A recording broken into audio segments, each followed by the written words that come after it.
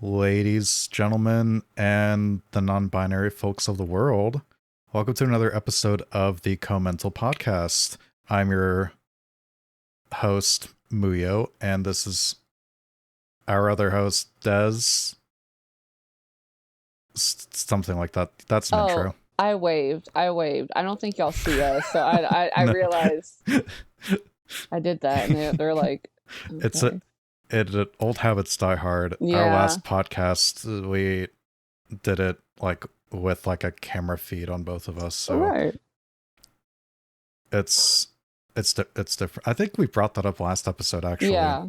And the thing about not Luke, about Muyo and I is that we're very animated. We can be, and so it's weird sometimes. We're animated right now because we see each other, but y'all guys won't see this.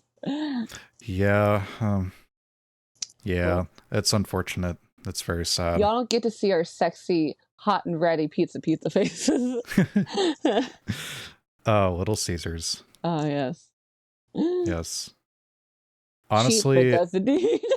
hot take, I actually like Little Caesars. Yeah, you can Specifically their hill. crazy bread. Ah, yes. I will go crazy for their crazy bread. Like there's a gas station in Lebanon that like has like a built-in Little Caesars, I think. It's kind of like that. And they sell like the crazy bread and like different pizzas and stuff, and shit's fire, man. Ugh. Yeah. You know, the one thing I don't like about their food though is that I don't like their garlic sauce. I love their tomato sauce, but their garlic. It's like too salty. Yes. It's overwhelming. Yeah. Like I need to like down a whole bottle of water after eating anything with their garlic sauce. I feel like I'm gonna like block one of my blood vessels from all the sodium. Yeah, all that sodium. Sodium.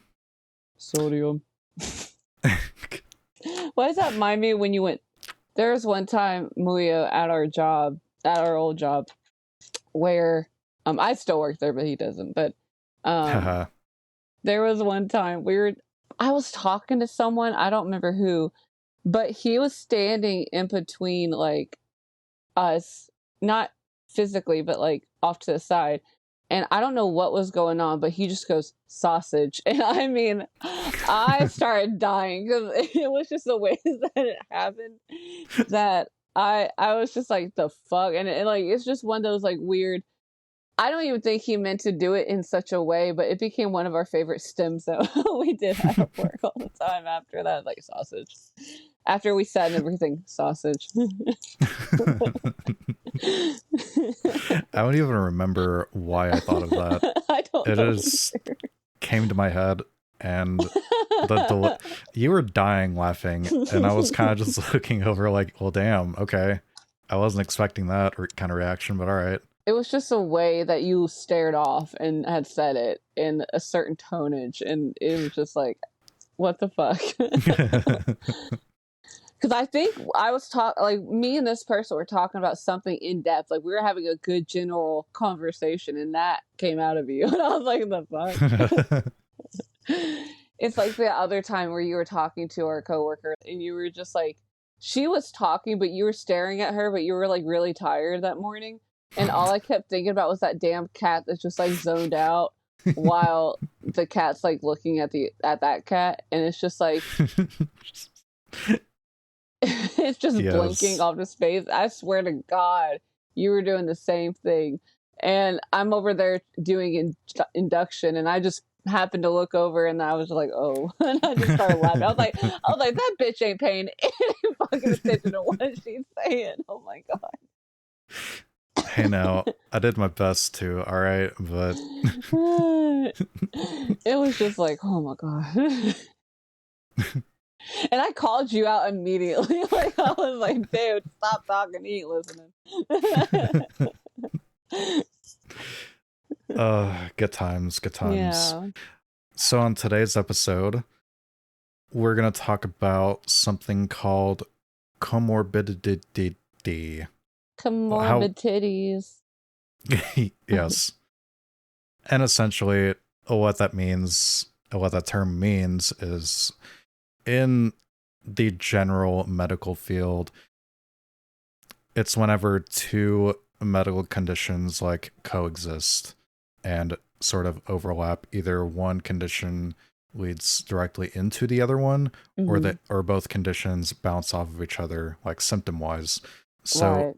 in the world of psychology, it's essentially two mental illnesses that either bounce off of each other symptomatically, or one causes the other, or one is Yeah. linked to the other, essentially. And another thing to add to that is comorbidities are also like they don't always necessarily have to you don't necessarily have to have the same thing, like the both things, for it to be a comorbidity. It just means like the symptoms, like you said, overlap. And coming from a typically a psychologist and a psychiatrist standpoint, when they're assessing and evaluating a person, they have to look at all these symptoms and behaviors and traits and really like isolate and tailor down to what their best judgment is for um, the person. And they use the DSM-5 as far as the criteria goes to really come to that conclusion.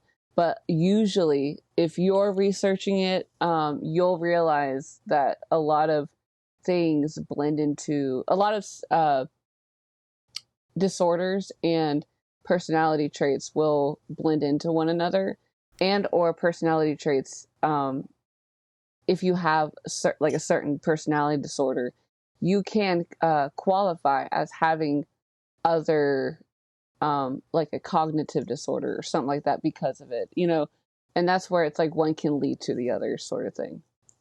Exactly. So, as an example, and one that I find in my own personal experience, a lot of times uh, ADHD can be comorbid with depression and various anxiety disorders, and substance abuse disorders as well. So, there's like a link between all of them, and generally with ADHD, it being more of a, neurodevelopment disorder. Usually the ADHD would develop first, which would then cause the development of depression and anxiety symptoms potentially in the future. Not a guarantee, but it is a very common link that tends to just happen. And honestly, Yeah. depression and anxiety is actually like when a psychiatrist is looking and like studying you, they tend to look for those traits or characteristics or behavior patterns to actually diagnose you with ADHD too, because of the likely chance of it existing. Mm-hmm. Yeah.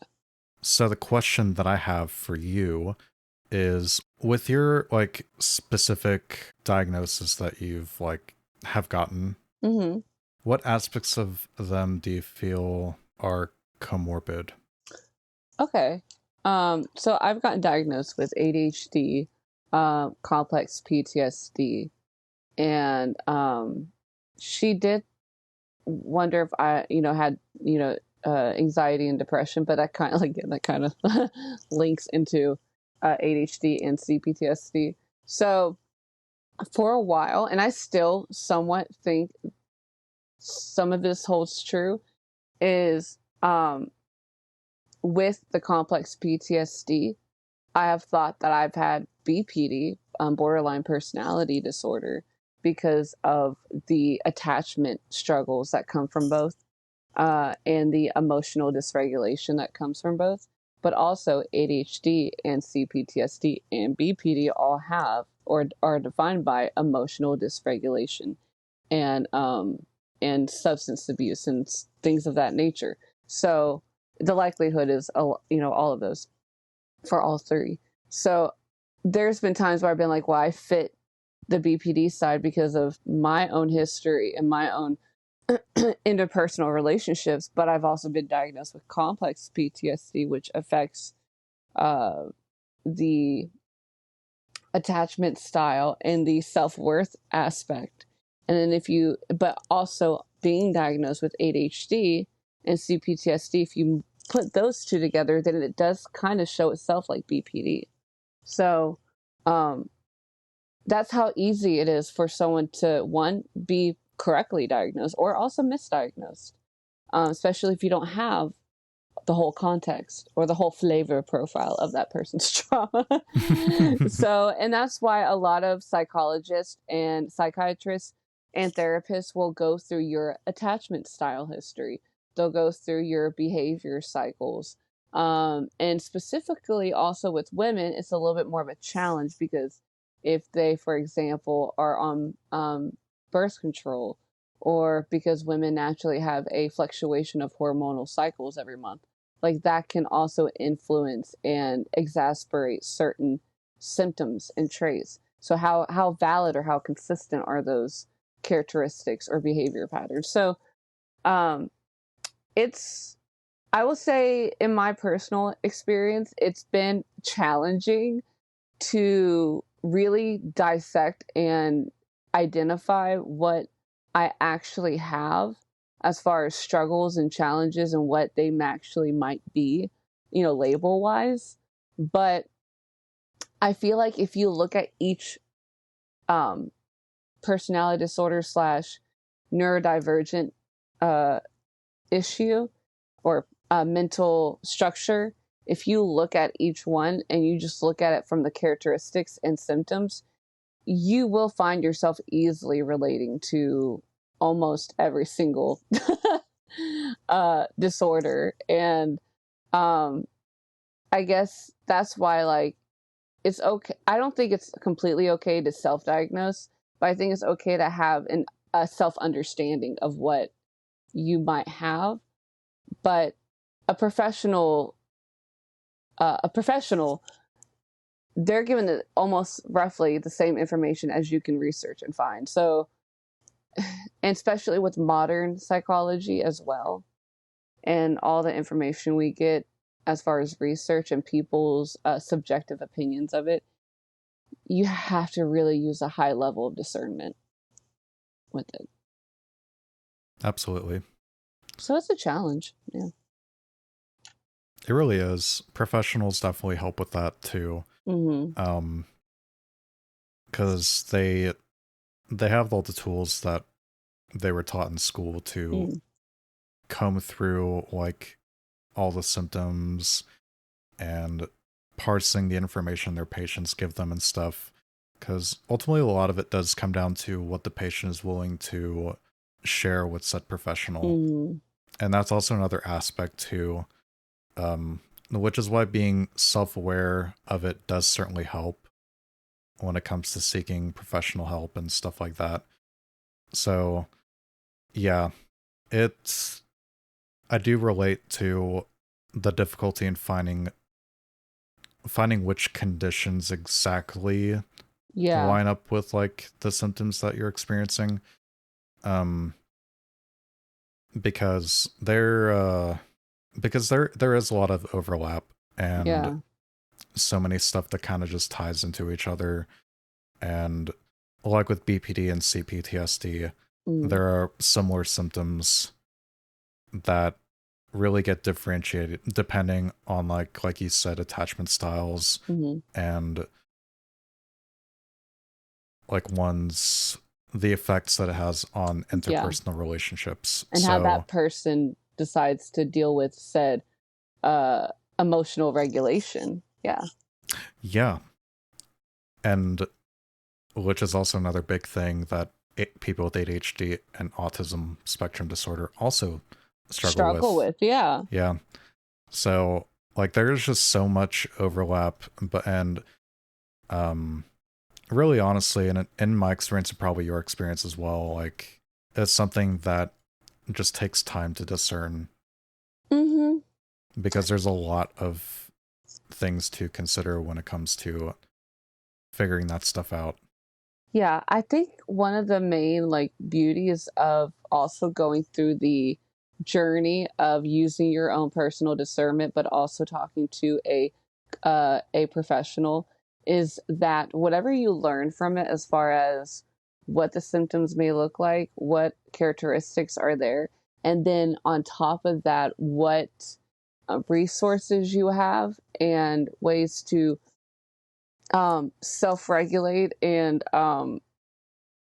heal and listen to yourself in a better way, is that it does grant you, um, I guess, eventually a stronger sense of self-understanding and self-navigation. Mm-hmm. And so it's easy to get lost in the forest of looking at all these different struggles, like as far as like, personality disorders um and cognitive divergent, disorders, but they all do have like a little gold nugget of information and knowledge that you can use and share. Mm-hmm. So I thought this would be a good idea then, because if we're going to bring up ADHD and autism, I know in modern psychology and media that there's, ADHD, which I think is a very what I would say is a very beneficial thing to learn about. Some people, and I think we're seeing this even more rarely, some people are straight up, autistic, and some people are straight up have ADHD. But I feel like more often than not, people have a blend. And that's the cool thing about, both being kind of a spectrum. For example, ADHD, they started discontinuing the ADD aspect to ADHD, because even though some people display more ADD traits, they might still show like a hyperactivity in a different way. Or um, if they have ADD with anxiety, that might show up more as ADHD, because of, the hyper part.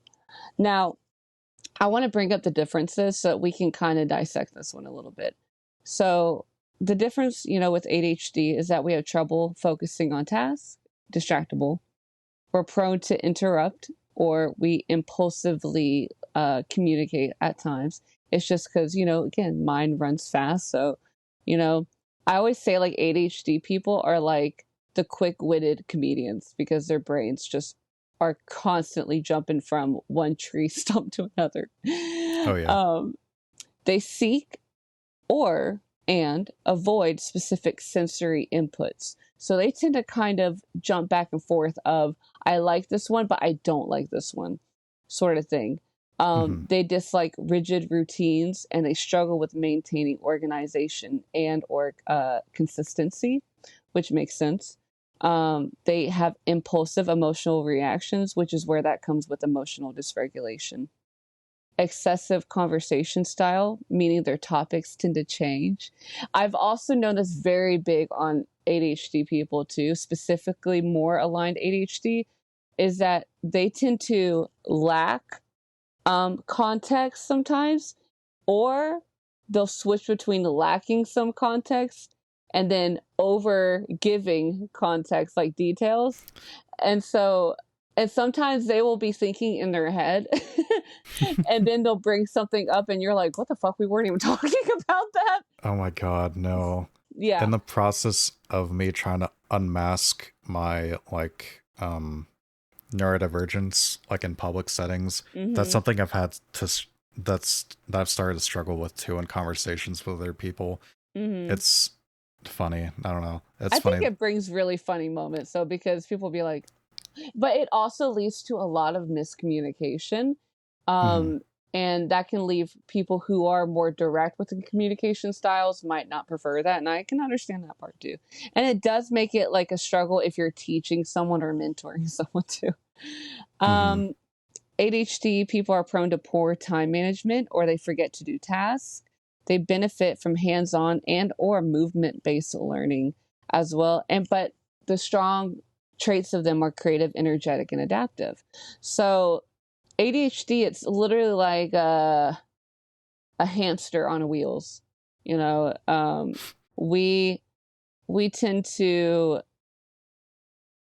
be just very quick mentally. Like it never slows down really. And we can have like five different thoughts going on at once. But and that's something I realized without my medication when I took it late today. When I came home, I was like, in my mind, this is how fast my brain was going. It was like, you need to take your meds. Okay, but I'm hungry and I want this. Well, make sure you still got to look over the DSM-5. Well, you got and it was like, wait, I still have to go pee. You know, like there was like all these thoughts happening all at once. And I was like, hold up, hold up. It's like, give me a second. You know, you kind of need like the parent or like the ringleader to kind of stand out of nowhere and be like, hold up. Like a crossing guard. And so that was without my ADHD meds, or at least just taking them later on than I normally do. And, you know, for the longest time, I was like, maybe I'm not ADHD. Wrong. Nope. So, yeah.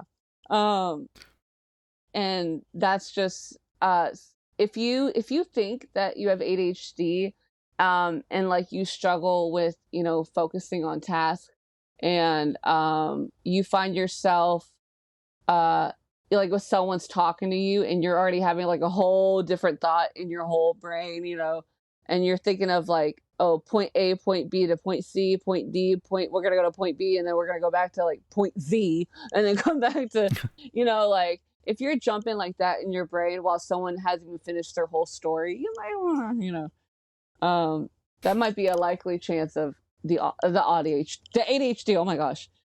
Definitely Now, worth a consideration. yeah. And then with autism, the difference is autism people tend to be more like the hyper focus on special interests. I do think ADHD people can do this, but whereas autism is like with a special interest, ADHD is like, one day I want to learn how to knit, and then the next week I'm like doing like a little painting thing, you know, and then the next week I'm sewing, you know. So like that's kind of the difference with ADHD. But ADHD can sit there and we can learn something. We'll learn about a hobby, but we'll get to where we actually start doing said hobby, and we'll get to like the first two steps and be done with it. So yeah. So with autism, it's like they find their niche and they're like, let me dive deep into this shit, and I'm gonna stay like swimming in this fucking, you know, cesspool of information. Um, they struggle reading social cues or expectations. Whereas like with ADHD people, we do understand social cues at times, but our brains go so fast that either we miss certain things, or we like, because of our impulse, will overlook certain things. Whereas autism, it's more like, it's almost like they have a different objective or a different rule book of how social cues are, or how sociability is for them, why they're socializing. They don't just do it for, you know, a willy-nilly sort of thing. They have a reason behind it. So they don't understand necessarily the purpose of having like small talk, for example. They're inclined to sensory aversions more than sensory inputs. But doesn't mean they're not against sensory inputs. They're just more like, they're more heightened towards things that they don't like. They dislike unpredictability, and they struggle expressing their own emotions and also knowing their own emotions, how to identify them. Struggle planning or having rigid thinking. They have rigid thinking. They love structured detail learning, and their attention to detail. They have attention to detail, and they have a deep knowledge of their interests. So they're really like, they're like, okay, one person, the ADHD person might be like, hey, okay. The autism person is like the engineer of said like idea, but the ADHD person is the one that's going to be doing the Kaizen. So, and then they're going to come back. Yeah, they're going to come back with pros and cons too. Or they're going to tell you an easier, quick way to do it. But the blend of the two is very much just the pinball, or the back and forth of each trait. So it's almost like walking a tightrope of wanting or loving organization and structure, but also being bored and understimulated because of structure. So then they crave unpredictability and there's there's a different word for it, but so they tend to just kind of go back and forth. And so people with ADHD, the comorbidity of the two, can struggle with maintaining a consistent objective or goal within their life. That would definitely be the blend of the two, I think. So. Oh, absolutely. But both struggle with anxiety and depression, though. Mm-hmm. Mm-hmm. Mm-hmm. Oh, no, go ahead. I was gonna say, and I think a lot of that is due to the, in both similar ways, feeling inadequate and out of sync with typical society and expectations. Yeah, that definitely plays a factor into it. I agree. And I do definitely agree with the feeling of having to bounce between two different like ways of not only approaching things in day-to-day life, but like when it comes to like, figuring out what you want to do with something or how you want to plan your day out. It's definitely a struggle, and like even now it's like still a daily struggle for me personally to really figure out and plan like what stuff I want to do for the day and what I even want to work towards in Mm-hmm. life in general, because it's really easy to just get stuck in this like monotony. And like a lot of people on the autism spectrum disorder like having a set schedule, but like if you have ADHD, you have the need to like change things, spice things up every so Mm-hmm. often so that it doesn't get so boring. I don't know. I guess my input is that I feel it in my soul, everything My that you bone. said, and I both feel it, and I feel a little called out.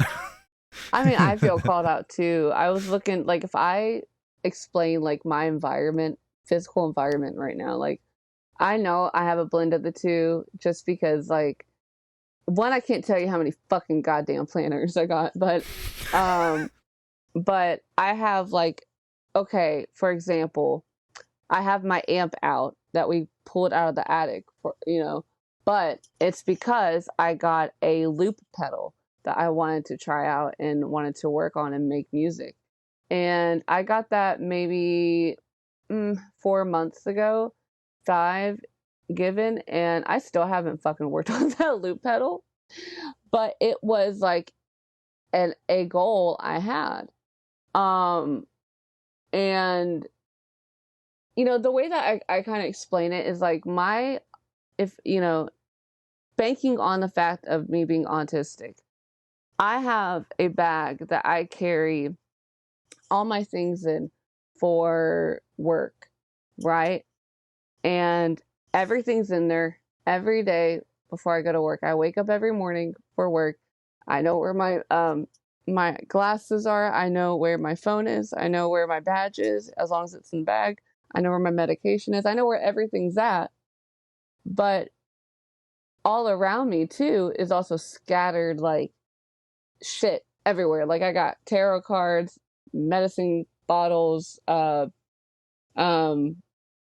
knife from work. I have patches. I have the remote sitting right there, a coffee beside me with my makeup spray. I mean, like, it is so scattered and chaotic around me.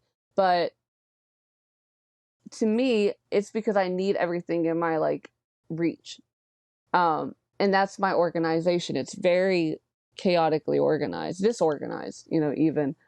But to me, it's still convenient, I guess. It's like, in the morning, I know what I need. I know the pattern. I know the routine.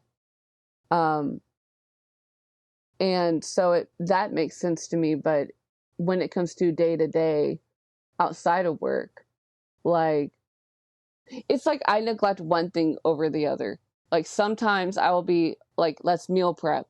Let's get everything together. We're going to do this and this and this day, and then this and this and this that day. And, I try to be on time with my schedules. But then because I'm too much in the monotony and I don't give myself enough time to kind of have a little bit of wiggle room, it leads me to feelings of burnout and um, exhaustion and overwhelm, because now you've created so many responsibilities and structure that now you don't have anything different or extra into your day-to-day life. And so then I'll be like, okay, let's have no monotony and let's kind of switch it up. Well, then now part of me is craving the schedule again, because it was safe, it was consistent, it kept me on task of everything. Mm-hmm. Yeah. I relate so hard to that. I have specific spots that I leave things in Yeah. so that I can remember to like either like pick them up if I have to get ready for work. Yes. Or to even know where they're at, because let me tell you, if I leave my wallet anywhere else in the room other than where I usually leave it, which is on my computer desk, mm-hmm. I have to go searching for it for like a few minutes, and all the while panicking because I'm like, I better not have left my wallet somewhere. Yeah. Oh my God. Yeah. So like, yeah, it's chaotic organization is like a good way of putting it. The skill is there, but it's my skill, and it's the way that I have it set up. Anytime Luke moves something in mine because he thinks he's helping, like he'll be like, I'll put it right here because she will see it. No, I won't. Where I put it is where I know it's at. I don't care if you think it's a mess and that something is, like, it's weird because I'll be like, for example, here's my makeup, like not my makeup, my lotion. I've had it sitting here for like maybe 3 weeks. If he moves that somewhere and I go looking for it for like 2 days later, oh, I'm gonna be pissed because I know it was right there. It's like, it's so weird because it's like, they say object permanence. And it's like, yeah, I totally understand that. But sometimes, man, I might have, what do they call it? Conscious object permanence, but I don't have subconscious object permanence. I remember where things are. We have the object permanence of a baby. Oh God. Oh yeah, we do. Probably. A bit of an exaggeration, but whatever. I mean, I would say very much of a toddler. Okay, that's fair. Especially when we're trying to find that one thing. Oh my God, yes. If it's not where we fucking left it 5 weeks ago. Yeah. It's a whole thing, man. Yeah. I love having ADHD. Let me tell you. Yeah. Yeah. But I mean, it's not all bad. Like you've mentioned earlier in the episode, like, we can be pretty funny sometimes. Oh, yeah. And that's why I don't see it as a bad thing, personally. I think it's fun to date, like, people that are ADHD, but let me tell you, when it's time to live with someone with ADHD, you better be a strong motherfucker.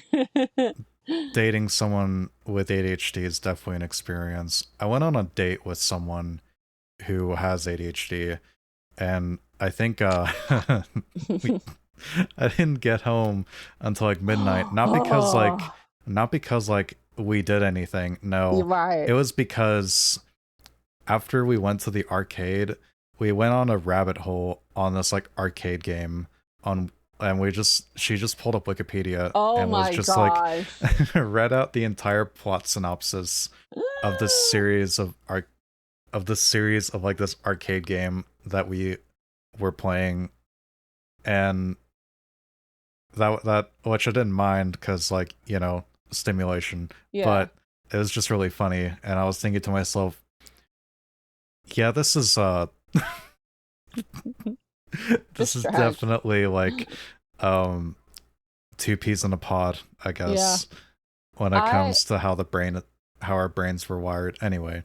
I no no I enjoy that. You said something that reminded me of I've told you about my old coworker and how and this is before I was diagnosed, but and he suspected something like with me. He was like, because he was diagnosed and he was like, "That's right." I'm a whole jam when I tell you this. But I remember there was one time that I was trying to do my job, like trying to focus on doing my job, and this bitch sat there reading the whole fucking song list from fucking oh what's that damn anime that you like? It's the Jo- music one. the music one. The one that has all the references.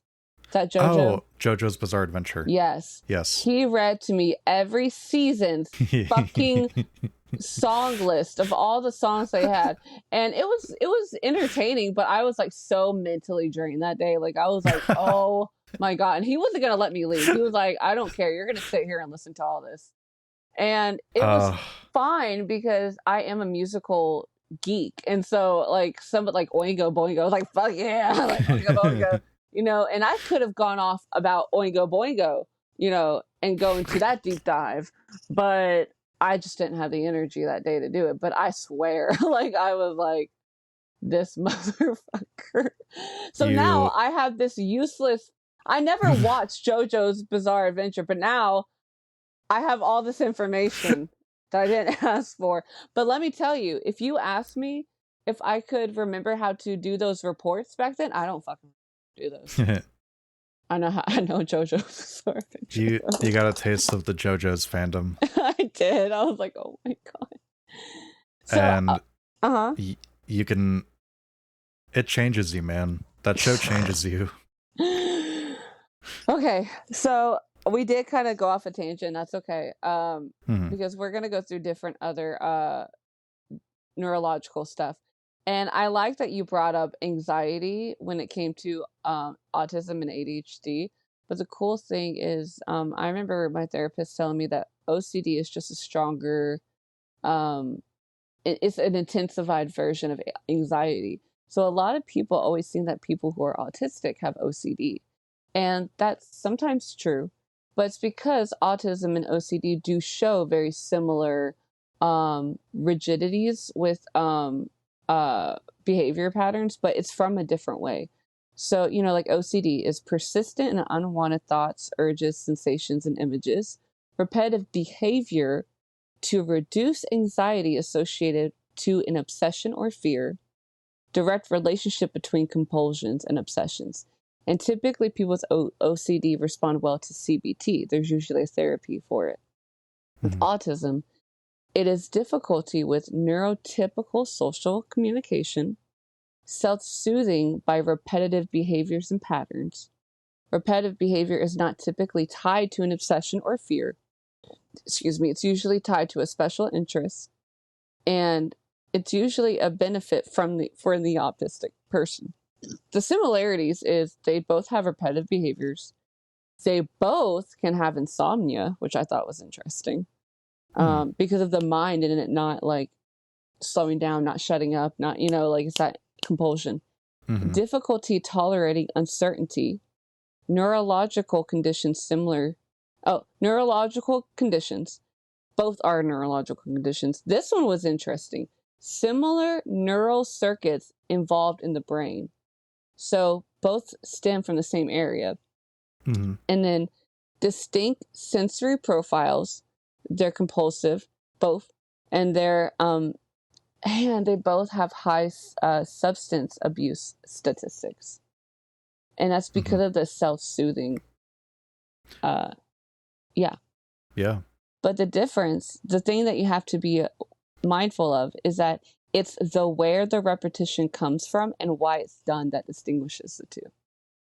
Yeah. With autism, it's more of like they understand that they'll have a lack of control with certain scenarios or environments. So they prefer to be comfortably in control of what they can handle and what kind of sensory inputs they'll be around. And I Yeah. can understand that. Yeah. Yeah. And definitely, like, the background reason for doing the repetitions between OCD and autism spectrum disorder are completely different.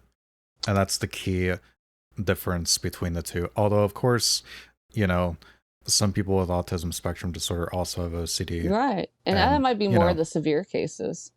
Yeah.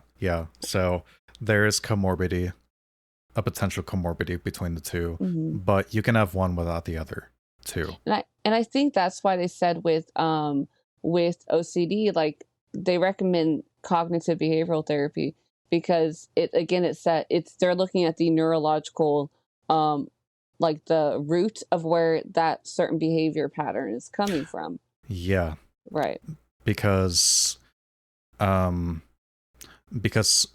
following through with the obsessions can cause these symptoms to progress. Yeah. And CBT helps in combating the compulsive part of the disorder by not giving into said compulsions and sort of taking a moment to, like, I guess, think out of that sort of like cycle. It makes it easier for your brain to sort of not fall into that pitfall, I guess. And and I think both, I mean, as they say, both are neurologically induced, but I wonder, with me being in EMDR therapy and, realizing that our brain and our nervous system are connected. And if something does trigger an anxiety and you don't neurologically combat that or soothe it in a way that's beneficial, it can develop to where you might actually feel like you go into that fight or flight or freeze or fawn behavior, where it becomes controlling and obsessive because of X, Y, and Z, that person. And so it's like it's really hard. Like your brain can tell you one thing, but once your body physiologically reacts that way too, it's like it amplifies it. So it's your brain has a lot of power and a lot of influence to how you physically respond in your life to your environments and things. So like, yeah, I can see why CBT with someone who's OCD would fall into like that kind of trap if they don't mitigate certain things, or find a self-soothing behavior that is not a hindrance. I think we're going to save the best for last. Okay. And I say this as the best for last because I do think in our modern day culture, a lot of people over accuse people of having this personality disorder. And sometimes you might not even realize that the person that you're accusing having this personality disorder might just be autistic. Can you guess the one I'm bringing up? Is it a narcissistic personality disorder? Oh my God, yes. Wow, good job, Maria. This totally wasn't a second take, by the way, because I got the first answer wrong. That never happens, right? I never get anything happens. wrong. No, you never do. No. I'm perfect, and no one else is as knowledgeable as I am. Well, I think the first one you should say it as an actual affirmation, but the second one, Oh. Anyway, what is narcissistic personality disorder, Des? Okay, so this is just a quick overview. It's not like in depth because, as we know, there are different clusters. There are different versions, like covert versus overt narcissism. But this is just a general synopsis of NPD. So these people, it's all about the intention of their behaviors and their tactics, because I feel like the difference, like autism is more of, like in this case, is more of an unaware sort of thing, whereas NPD is like intentional. So NPD says, these people are inclined to interrupt, to dominate, or belittle people in conversations for the need to control and have superiority. I cannot say that. Can you say it? Superiority. Thank you. Mhm. They typically what the fuck? They typically use, in quotations, honesty as a weapon, either to manipulate someone or to cause harm emotionally or mentally. Um, they tend to ignore intentionally cues and boundaries, and that's usually for their own self gain or self satisfaction. They tend to seek and need admiration to feed their ego. And this isn't necessarily in the sense to validate, unless it's an extreme case where it's like the covert narcissism or the moderate narcissism. But they tend to uh, seek that sort of social relationship gain from people. And they're typically the ones that give backhanded compliments or puts others down. They rarely, and the biggest takeaway I think is they rarely take responsibility and blame others instead.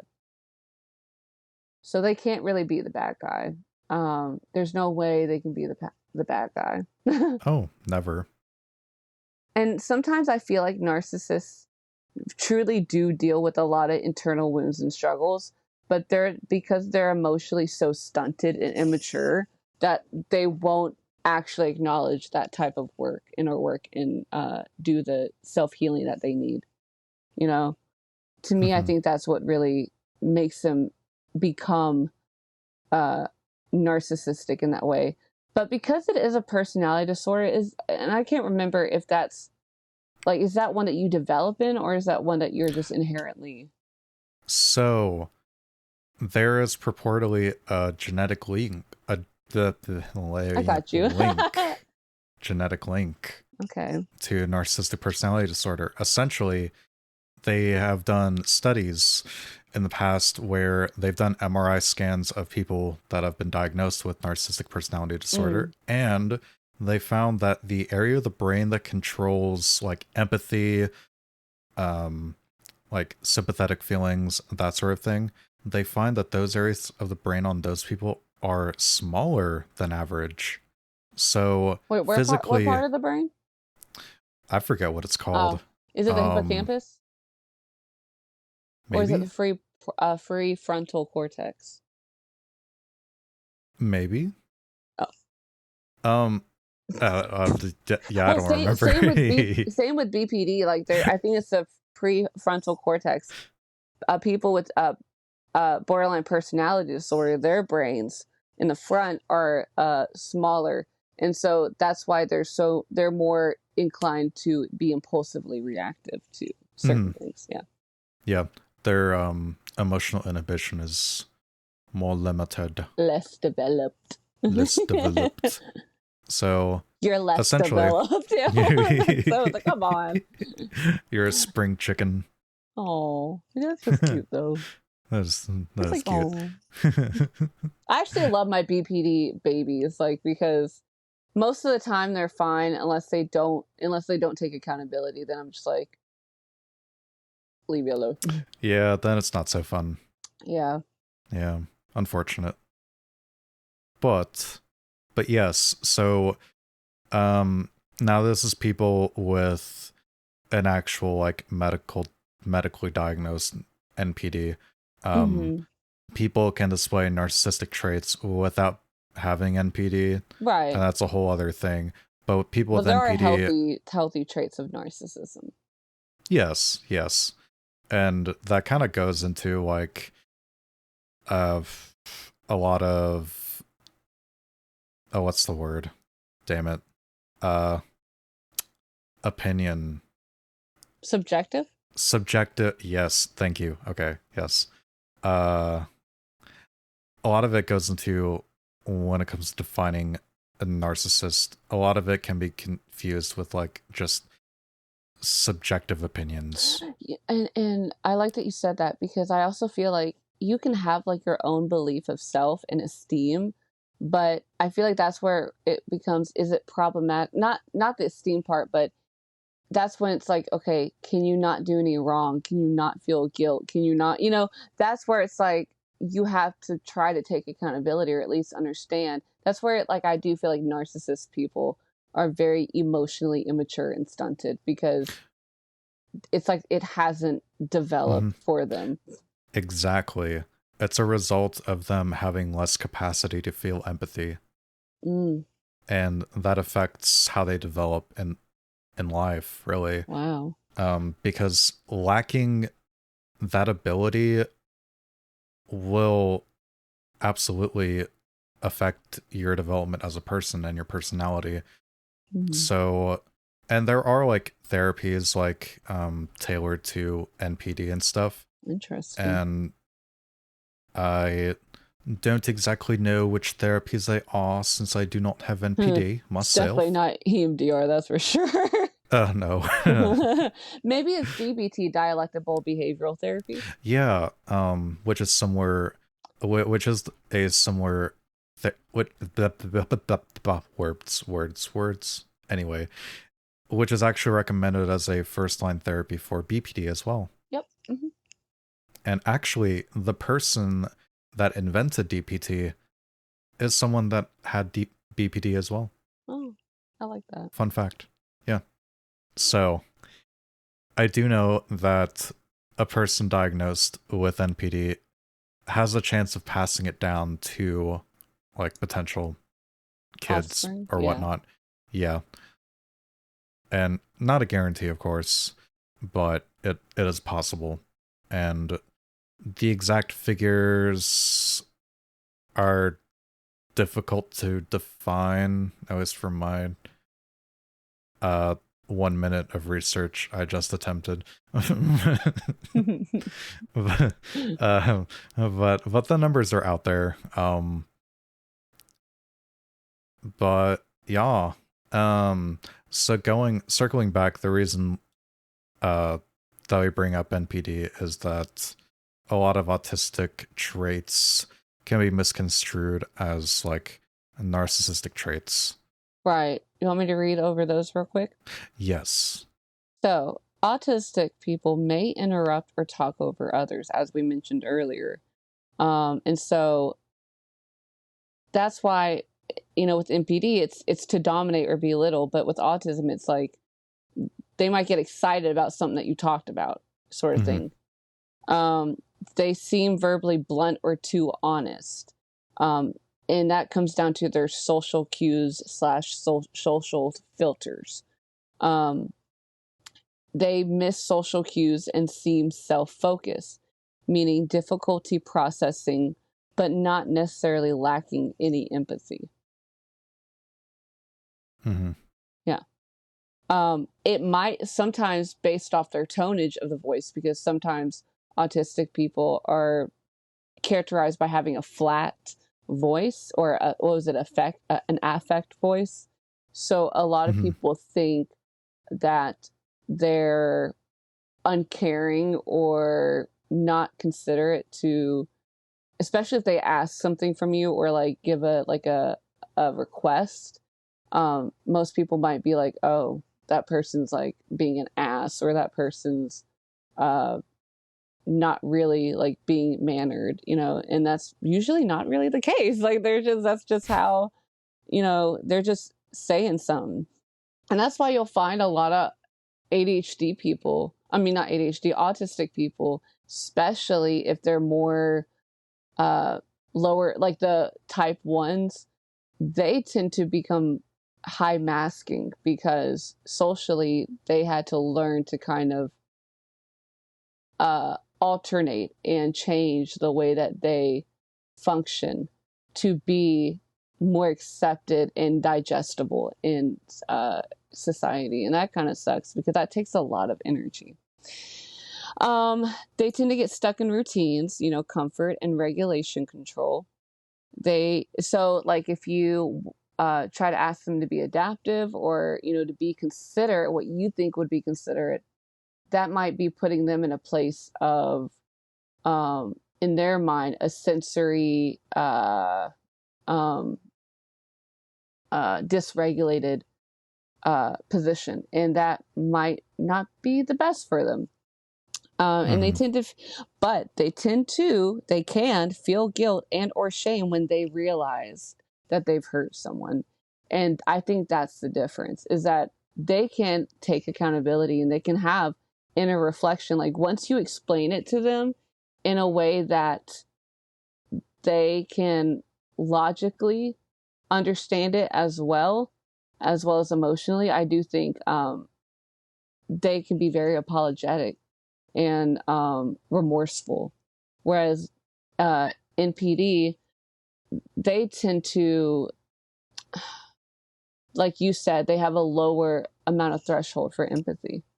But not to confuse psychopathy and sociopathic tendencies as a narcissist. I feel like what they've said is, like, narcissist is like the bottom half of that, like, cluster, and the more you go up, that's where it becomes like a sociopath and then a psychopath. But more times psychopaths, I think they're just kind of born into the way they are. Sociopaths are more like socially oriented, very similar to. I feel like sociopathic people have higher narcissistic tendencies. Yeah. I would agree with that. So, but autistic people, man, they're like a little bean that's just there. We're literally here, man. Yeah, we're just enjoying the vibe, the function. And just because you don't understand something by us doesn't mean that we don't care and that we're not empathetic. And I know of some autistic people that are highly empathetic. And that might be due to maybe having to deal with narcissistic abuse with themselves growing up. So they had to learn how to cater and be for people's emotions and be, like, empathetic, because that's how they were valued. And so then they have an over hypervigilant degree of empathy, or showing empathy almost to their own detriment. So, yeah. It's just all about intention and accountability. I think it's how you distinguish the two. Yeah, pretty much. It boils down to, like, the root cause of, like, behaviors and stuff, for sure. And I feel like you'll know if you dated a narcissist or of a narcissist, because once you start to have a conflict with them, it will show. Yeah, it becomes clear as day, man. Yeah. Like, it is wild, actually. And you and me can both relate on having family members that sort of display aspects of narcissism, for sure. Oh, yeah. And I, unfortunately, have had the experience of, I'm pretty sure, dating one narcissist. And looking back at it now, they reminded me so much of that family member later on that I was like, oh, that's that. I get it now. Like, oh, okay, makes sense, checks out. And that guy said that he was a sociopath, but now I look back at it, I'm like, okay, yeah, maybe you are, and or maybe you're just truly more narcissistic. But then again, as we said, they tend to kind of comorbid. They kind of overlap. But I also sometimes did also think he was autistic too. So, I don't know. But now that we distinguish the two, and it's about intention and accountability, that bitch had no accountability. So, yeah. I think autism is being too generous. Maybe, but I don't know. They're like, that's the other thing to consider, is that people with autism may also be assholes too. That's true. I've met some. I have too. Yeah. It is unfortunate, but they do exist. They do exist. Yeah. But really, everyone can be an asshole. Yeah. Assholery does not discriminate. Oh, yeah. I only know of one person that actually does not have a butthole. Wait, really? Yeah. And I'm like, I can't call you an asshole because you don't have one. Yeah. You Yeah. kind of need to have one to be one, I guess. Yeah. And I'm like, well, this doesn't apply to you then. You know? It's like, fuck me now. Interesting. That's fascinating. How do they I don't know. I don't know the ins and outs, no pun intended, of how they function. That's so interesting. Yeah. Okay, I guess that's another rabbit hole I'm going down this tonight. Well, you know, never mind. I was like, some gerbils do it, but you know. What? Because people shove gerbils and hamsters up their butt. What? Yeah, did you not know that's a sex thing? Yeah. Oh my What the gosh. fuck? Yeah.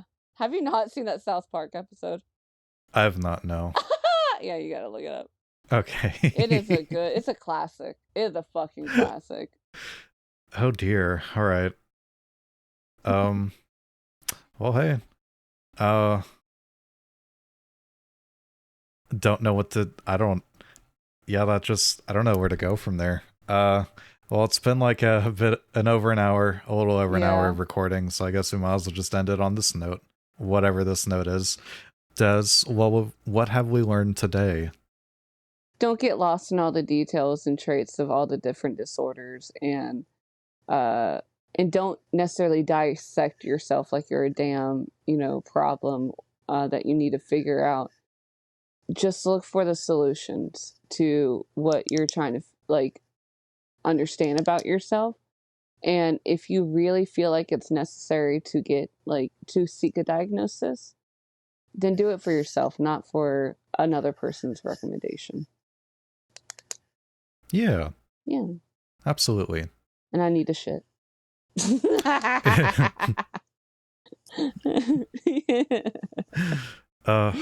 Well, on that bombshell, thank you guys for joining us.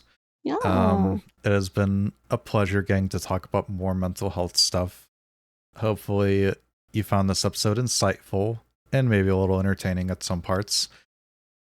But yeah, bye. Bye.